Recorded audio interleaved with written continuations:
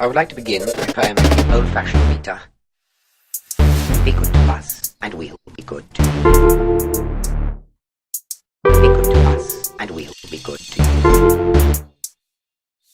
Be good to us, and we'll be good to you.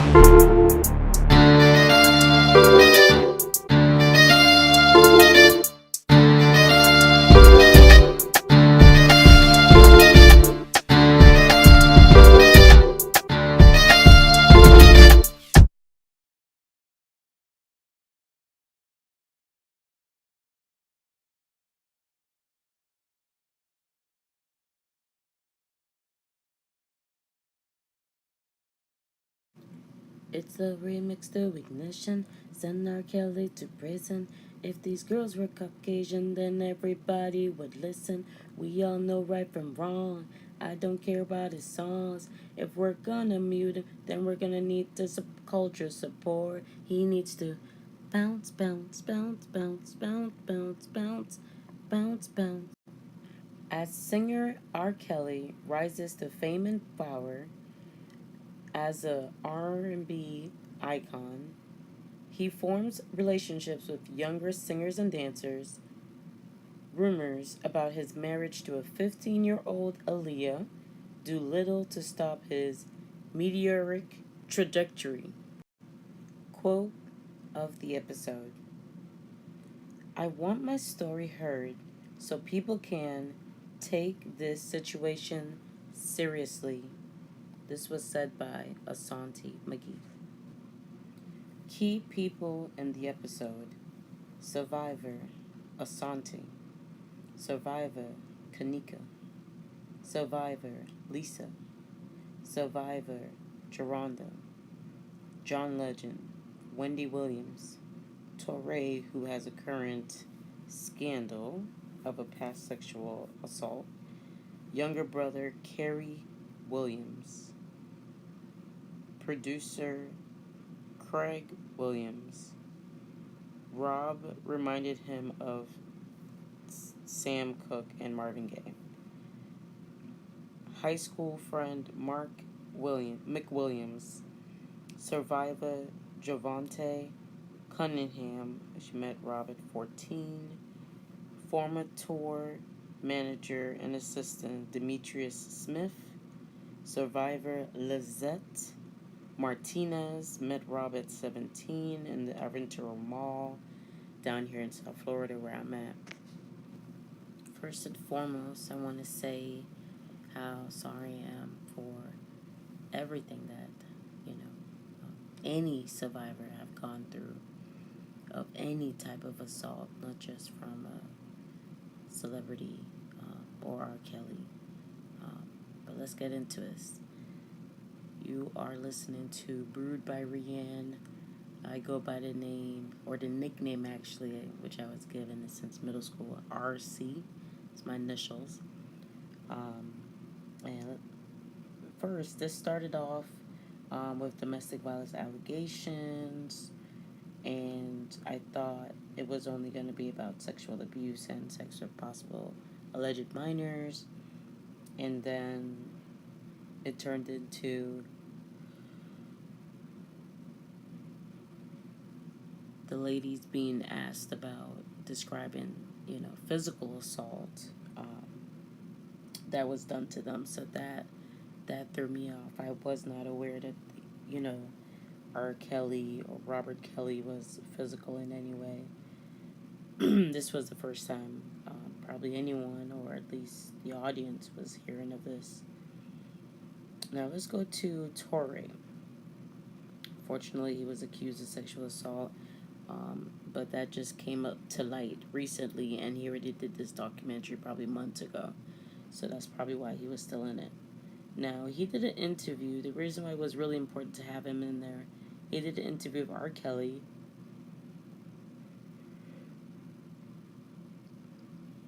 where he asked R. Kelly, do you like teenage girls? And R. Kelly replied, when you say teenage, how old are you talking? Oh boy. That I remember seeing that clip actually many years ago, but I just I don't know. I don't know. Something about me overlooked the deeper meaning of what happened. Like it wasn't like a blunder. Like he really, likes what he likes, right? Um, so this was good that the documentary kind of went back to his childhood. So we got to see what life was like for younger R. Kelly in the 1970s. His younger brother Kerry described him as a mild mannered boy that's like afraid, stays to himself, stays, home. But the cool thing is he taught himself how to understand notes and music by humming it. Then they go into some a little deeper when both R. Kelly and Carrie was molested at a young age. She just took my head and put it down by her private part, and um, she told me to. She told me to lick her private parts. So of course I didn't know what I was doing. At 6 years old. 6 years old, and she was like, stick your tongue out, lick it hard, lick it fast. She's giving you instructions, and she started giving me oral sex with her mouth. So she turned around and laid me down, and she sat on me, and she took her hand and she grabbed my private part, and she put it in. Wow. I'm sorry about that. That was probably tough to hear. Definitely parental, advisory definitely was put as a disclaimer in the beginning of the video, because there are going to be parts that are kind of gruesome and detailed, and we're going to try to keep it PG and just get straight to the point and discuss things. So definitely leave comments down below if you want to share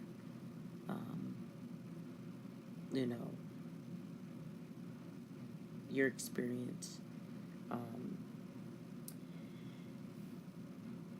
Now, we have the older brother from Cook County Jail. He described him, Robert Kelly, aka R. Kelly, as someone who would cry if you keep staring at him. He couldn't read and write. Their dad was an absentee father. Now, Bruce is the older brother, and he caught R. Kelly crying in the bathroom. Later confronted him about it, and he was like, I'm tired of the kids making fun of me because I can't read, and that's tough. That's tough.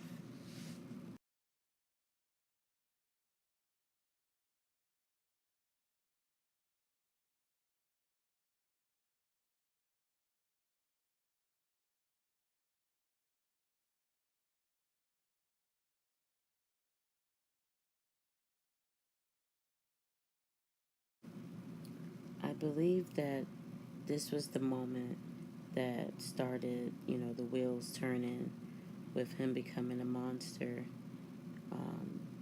because he was a victim of molestation. And keep in mind, not all molested victims do what he did, by the way. He later on had dropped out of school because music was his power, it was his confidence, that's where he excelled.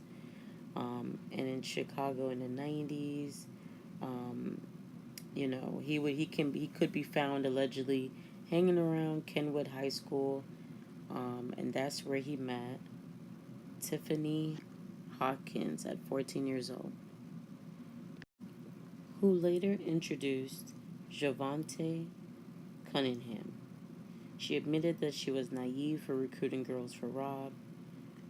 She witnessed him, have sex in the booth as he recorded a song called Slow Dance, Hey Mr. DJ, which was recorded in 1991, released on September 11th, 1992. Now in 93, 12 play drop.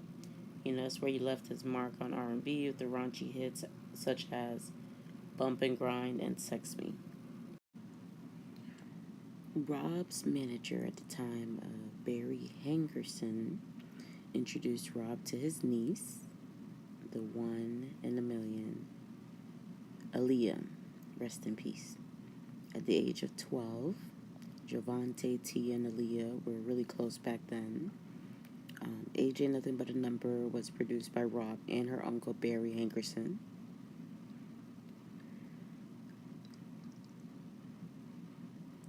The song was released back in May 24th, 1994. Javante had said that she allegedly saw Aaliyah and R. Kelly having sex in a tour bus after playing a prank. She was saying back then, they were doing a lot of pranks. So they were doing the prank and just randomly opening up doors in the tour bus or whatever, and that's what she saw.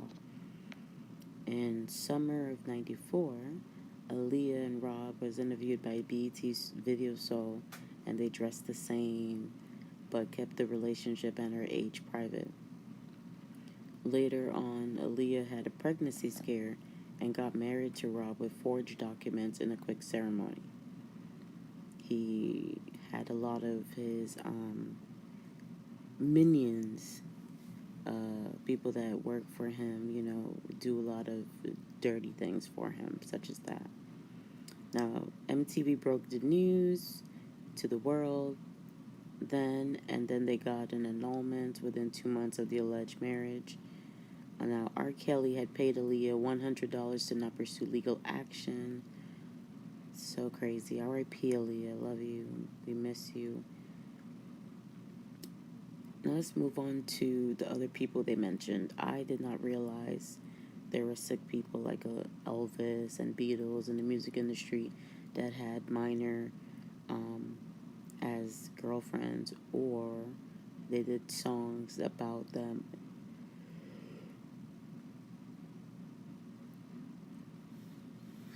Or they did songs about, the underage girls in inappropriate ways.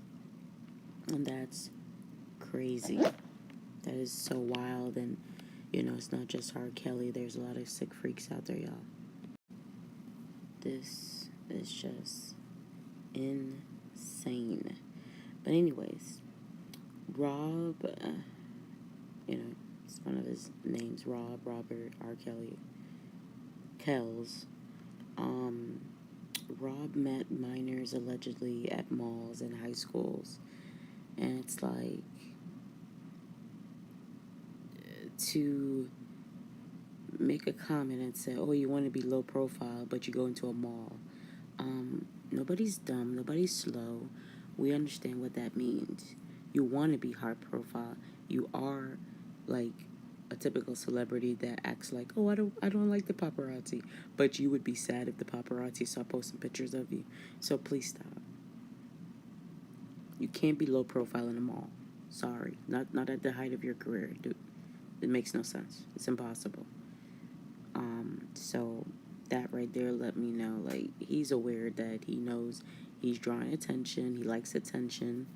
And, he's getting attention from a lot of younger women and young girls. Because to be considered younger women, you would have to be 18 and older. Girls are under 18. So that really was creepy to me, because I'm thinking, like, some of the girls he dealt with, obviously at some point was my age back then,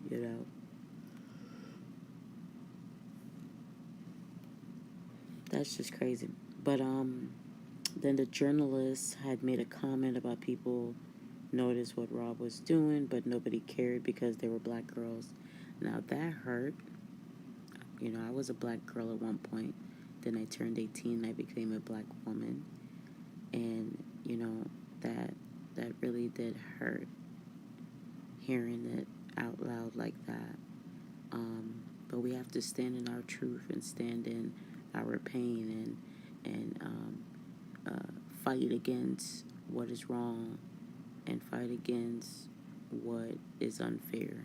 And it is unfair to have a missing girl and nobody cares because of her race.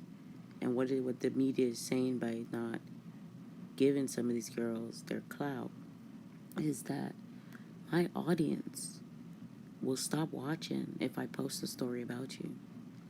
So you're alleging that your audience is racist. That's basically what they're saying by saying that. They're alleging that they won't make money because people will stop watching them and they'll turn the channel to another channel.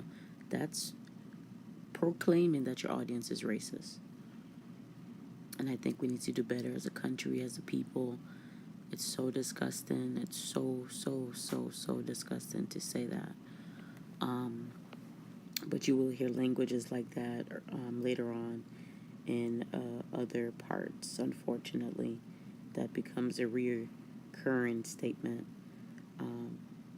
Thank you so much for listening to the part one of what I took out of it. I definitely will be leaving celebrity reactions after each video, and I'll be leaving hotlines for suicide prevention and also for national sexual assault help as well, because people that go through assault and abuse can become suicidal, and there's nothing to be ashamed about. I wouldn't say necessarily it's normal, but I wouldn't say it's abnormal. It's just a negative thought that may come through some people's minds.